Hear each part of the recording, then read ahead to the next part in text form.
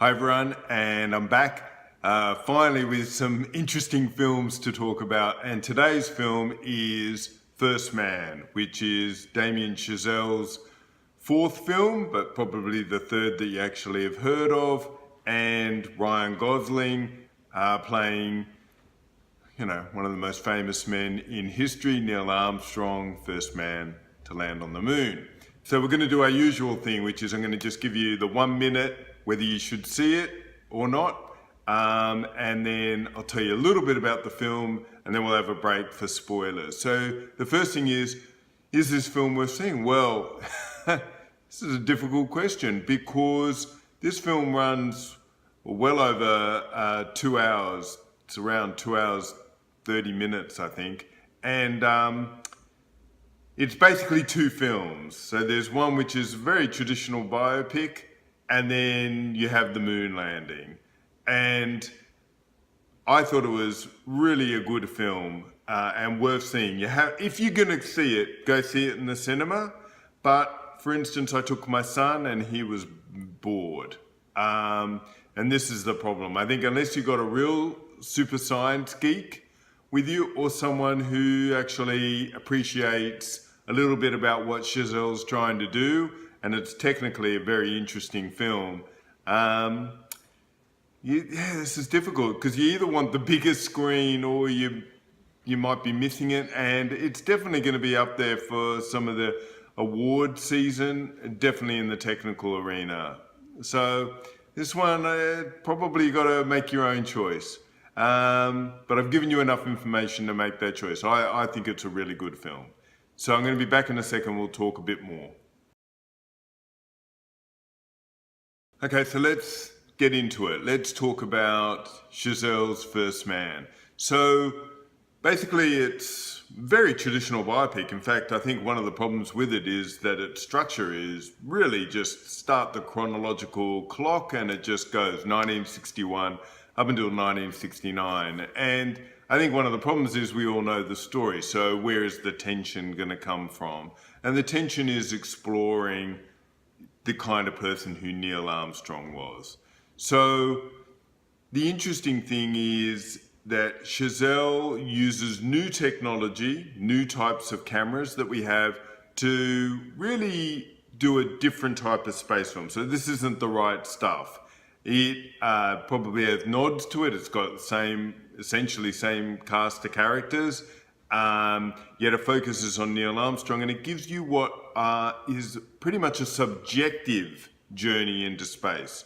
So everything is what you would experience as you're locked in.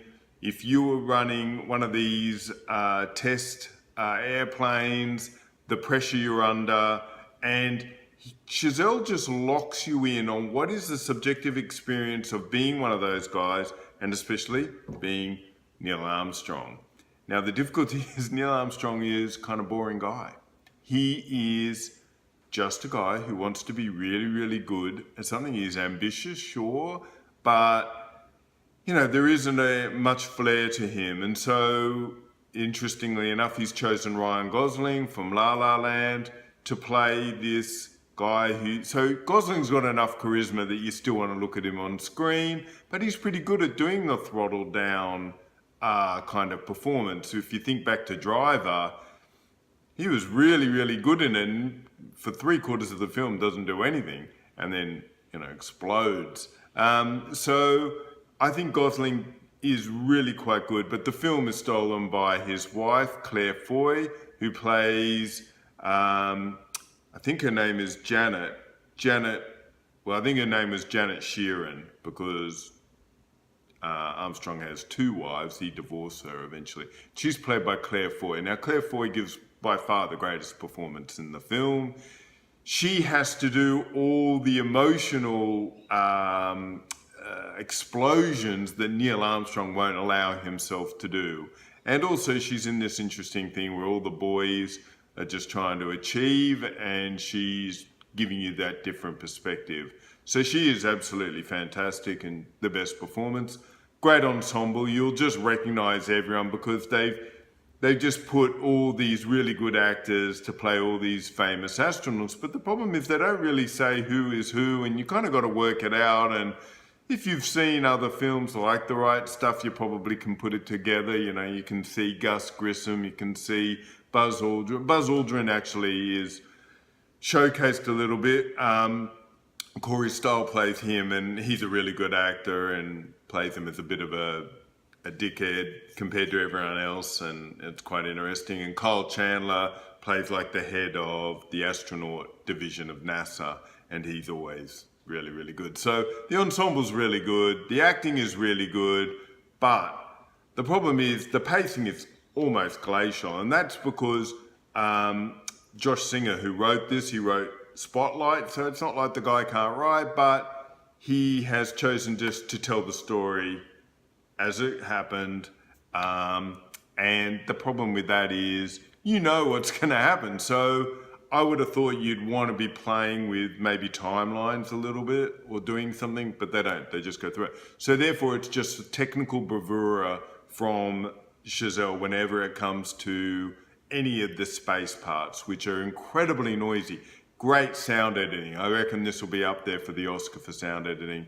Look, this is just a really, really, really good film. I think it's saying a couple of things about what the US was like once before, where it was a country of science, a country of rationality, one in which being humble was seen as a really good thing. Being really good at your job, an expert, was seen as something to admire, and obviously that is not the case anymore. I think what we'll do is, I don't want to, there are some things that we can talk about, so we might as well come back in spoilers. Okay, so we're in spoilers, so I'm assuming you've seen the film, and then you will know now that the big emotional hook, which I'm not sure completely works, is that because the film starts in 1961, pardon me, it starts with basically the death of Neil Armstrong's daughter, Karen, who he never quite gets over and carries her image and her this emotional link throughout the whole film. And the spoiler is that he basically is just keeping going, almost in a way to shield himself from having to think about his grief and deal with it properly. In fact, you know, he goes back to work like one day after the funeral, and this is a man who's damaged, and whereas a lot of men who are damaged, especially in these days of toxic masculinity, they explode outwards, and what he did was he went inside even more and then just used that dedication. So the big payoff, I guess, that we're in spoilers is there's a scene where he goes on the moon and he's carried this memento of her all those years, and he thinks about her and leaves a memory for her on the moon by throwing it into this kind of crater. Now, did this happen? Well, no one knows for sure. This is based on a book. It's like a 700-page book by, what's his name? James Hansen, I think. Yeah, James R. Hansen. And he interviewed Neil Armstrong and, you know, like for like almost a year to write this book. Now, Armstrong doesn't say in the book whether he did this or not, but he interviewed Neil Armstrong's sister, and she said she thought it did happen. And these are the facts as they are. There's a point on the moon, Neil Armstrong turns off his microphone, he goes black for 10 minutes. He walks into the moonscape and he just goes somewhere by himself for 10 minutes. And he hints later on that he did something to remember Karen by. So putting two and two together, I think it probably did happen, or something so incredibly similar it doesn't matter. So for that part, for the spoiler, that does make sense.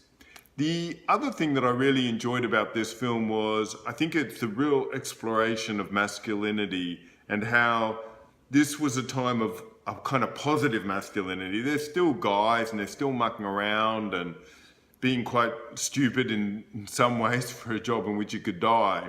But it very clearly shows that, for instance, the guy who probably stands out the most is Buzz Aldrin, who's a little bit, prickly, says what he thinks, but he still knows what he's doing. He's still not endangering anyone. And what they're kind of showing is this was a different type of masculinity in which Neil Armstrong carries his grief, he cries about his daughter, he uses it in as positive a way as he probably could after a tragedy of that type. As I said before, it's about rationality and it's about achievement and being able to do what you do to a level of expertise. So it's very different to what we see now in Trump's America. So I think he is exploring that. One of the things you probably heard of was there's a little bit of a controversy because Chazelle on purpose didn't want to show the scene in which Aldrin and Armstrong put the United States flag in the moon. Now, I mean, I really think that's a huge beat up. And the reason why I say it is all through the film, they show the jingoism of America trying to beat Russia. They show a scene which has the flag on the moon. And they also, after the achievement of Armstrong is talked about throughout the whole world, and we've all seen it, they go to like about 6 countries and talk about how everyone is admiring how incredible America is. So, I mean, I think that's really just a big beat up.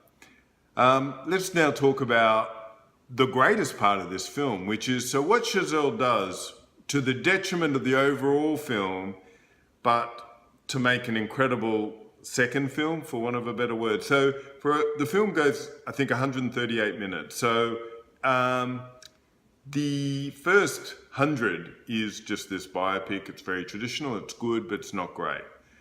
It's all very subjective. It's all locked in. It's claustrophobic. And then the best scene in the film, and it'll become like a landmark scene, I think, is all of a sudden they go on the moon shot and they get to the lunar landscape. And Chazelle just smashes, opens up the camera and does some of the most beautiful work you've ever seen.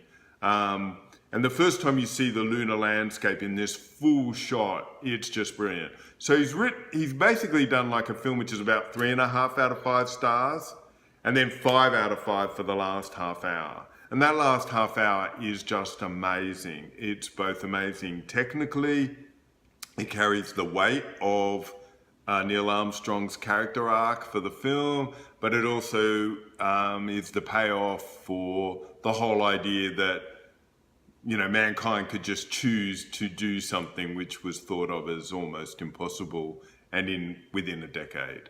So that is just amazing. Chazelle, I think, also is trying to show he could do a film which is very different to his first 3 films, which were all based around music and in a lot of ways kind of a different type of masculinity.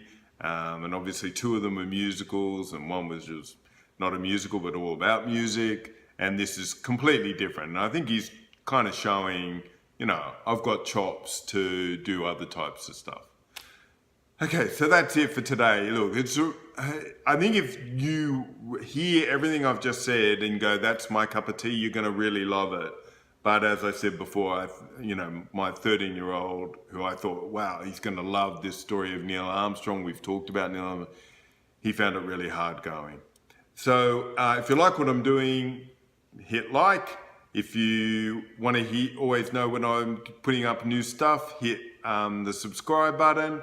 And I'm on Twitter @Guru Eden. And I'll talk to you then. Okay, bye.